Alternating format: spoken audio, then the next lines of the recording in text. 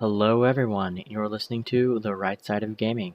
Today we're going to be discussing the mid-April update in Magic Legends. You can read about it in the State of the Game Open Beta Week 4 post, and they're going to link to all of the patch notes, which we'll go through at least some of it.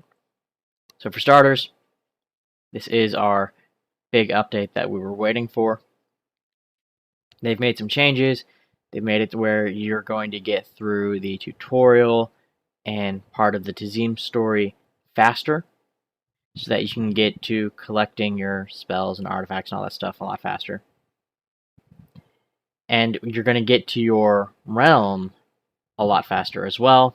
When you do get to your realm, you're actually going to unlock another class. Which means with the way they're doing this, you're going to get through the tutorial faster, get to your realm, and by that time you already have your first full deck.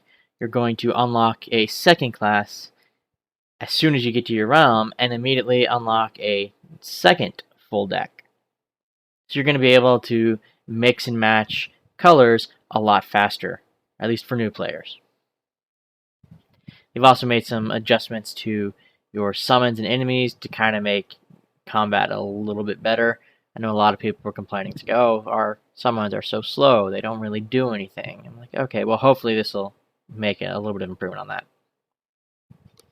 Now this is our mid-April update, and it looks like their next big update is going to be late May, so in a little bit over a month from now, and they're going to do more of your quality of life, balance, general improvements. So we're going to be looking forward to that.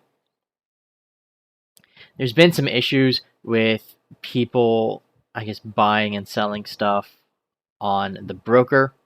Some of the things up until now, specifically the classes and packs, didn't take tokens. So there were ways to sort of manipulate that to make money. And now those are going to require trade tokens as well. So you can't just sit there and buy and sell classes and packs trying to make money. Like, you have a limit how many times you can do that. You're going to have to spend your trade tokens to do any of it. So hopefully we're actually going to see some of those popping up on the market a little bit more.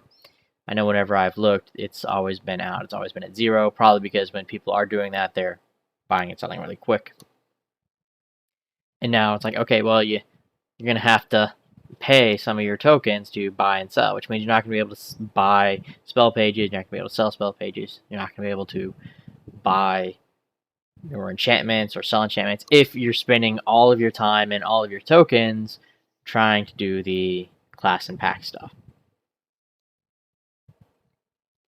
There's also been a lot of complaints about the overworld reliquary ping. You know, you'll see sort of that little radar come up under your mini-map if you're near a hidden reliquary, and that's kind of how you're using it to find it. You've got like the rings that get bigger and bolder as you get closer to it, and also a sound that gets faster as you get closer to it. So with this update, they're making it quieter, and they're also looking at making an adjustment in a future update where the sound only triggers if you're within a certain proximity of the portal, which looks like basically half the distance. So you'd have to get closer. Like, if you were actually looking for it, then you would start getting more of the sound. They're reiterating that they are, in fact, working on the console versions, and they still just say later this year. We don't have a date or any update with that. They are saying that there is a version of it that is playable, I guess. But there's nothing, they still have to work on that. As for the actual patch notes, some of this we'll go over individually, some of it we're probably not going to. I guess they had an issue with spell packs where if you didn't have a specific color, you could still redeem that pack. So let's say you started off as a white planeswalker, and all you had gotten were your white cards so far, and you got a green spell pack, but you didn't have any green cards. I guess you could still redeem it. The problem is you can't get shards, spell pages, for spells you don't own. They had some issues with health not showing up correctly. We talked about creatures and enemies doing more engagements. They've removed Planeswalker Collision, so now people can't block your paths. You might actually be able to get up to the broker now if you really want to, and you're in one of those busy days. They made some dialogue and voiceover improvements, which I'm hoping means that maybe they're not going to cause the game to lag as much when they show up, but who knows. They made some pathing improvements, which will be nice because I know sometimes the game has issues telling you which direction to go. It has to like, oh, well, you go this way. It's like, actually, no, you should have gone that way. The low quality graphic settings are now going to disable shadows, which I really appreciate because that's just one less thing I have to go in and change every single time I load in.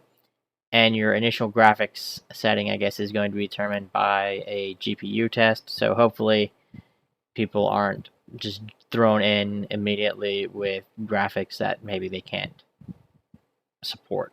There's also been some issues with Reflect.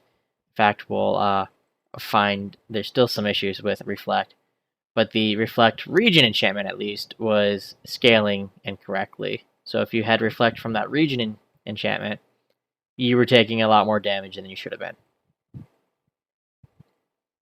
Fix some server stability whenever you have a bunch of creatures, which I know a lot of people were having issues with.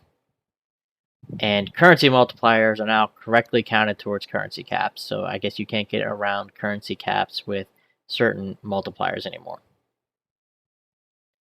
A lot of this stuff is just general performance. We've talked about them adding the class decks to class unlocks. And this is just sort of general visual improvements. Fixing some misspellings. A lot of these are along the same line, just general bug fixes. I think there was only a few in here that might be worth noting, but they did things like, oh, this name's going to show up properly, or maybe we changed a name or changed a visual here and there, fixed a bug, things like that. One of the things I know people were having issues with were rewards not giving the correct amount. Now, Master Difficulty rewards a consistent number of Eternal Echoes and Chromatic Mana. So maybe that's one less thing that you have to worry about. And then we have some issues with some of the artifacts, spells, gear, things like that. So we have a few that really pop out. Some of it is just, oh, okay, well, this is making sure there's a graphic change, making sure things work as intended. Start with, we had Blood-Soaked Altar. This is the one where whenever you sacrifice a creature, you would pay some life, discard a card, get a demon. They've increased the life loss for it from 15 to 20%. So now you have to pay 20% whenever you sacrifice a creature to get that demon. And the demon's not going to stick around for as long. So according to developers, this still allows people to get a good burst of demons, but they either have to work harder or create a build that lets them keep them. So it's a little bit more of a build around. Had some issues with the Beast Color class, where their trait was triggering for each target hit by a sorcery rather than each time you cast a sorcery. And they updated it to use the Retaliate keyword, even though it was already using that mechanically. So just know that your Beast Color primal trait is probably not going to trigger as much. Had some more updating art and sort of minor fix stuff. The Green Warden, I guess, was stunning bosses, which I didn't even think it was supposed to do. I guess they've also had some issues with terrain height, because I noticed that was something that we see recurring a lot with red spells. I know one of the other ones that I guess was kind of a big bug people were having issues with was Glint was drawing them a lot more than one spell. That has been fixed. Spellstorm is another one that has been reworked. Originally, it would, I guess you can use it to create infinite mana, and they had to change it up. So now it's for X seconds, sorceries you cast cost 25% less mana for each spell missing from your hand. As you cast spells, your hand gets smaller and they get cheaper to cast, and then you're going to get down to one card, and it's going to be 75% less to cast because you've got 3 other slots missing. But it's not going to be free. Like, you can't get all the way down to a complete cost reduction. You're going to still have to pay something. I guess that's what they were going for. Adjudicator Greaves was the next one that sort of got reworked. It had a custom adaptive mod where you get someone on your team gets healed from something you did or a source you controlled, and it could grant greater might. And as you level it up, the chance would get bigger. So now the max trigger chance is 25% instead of 100%, just because there's so many potential healing sources. The broker is now going to sort things similar to the library, so maybe it'll be a little bit easier to find things now. They also added a glossary button to the loadout class tab, so if you're having trouble figuring out what something does, it'll make it a little bit easier for you to figure out what all the buffs and debuffs in the game do. I guess whenever you report someone, they also get ignored, and now they make sure that you know that that's happening, which I appreciate, because that's just one less thing that you have to click through and do. Also, the wallet now shows relic fragments in addition to everything else, so you don't have to keep track of that as much, because I was having to go in and actually try to upgrade an artifact to see how much I had of any of that, so I appreciate that. The Battle Pass, a lot of these come down to stuff was either not counting whenever you did it, or things were counting twice, and they've fixed those.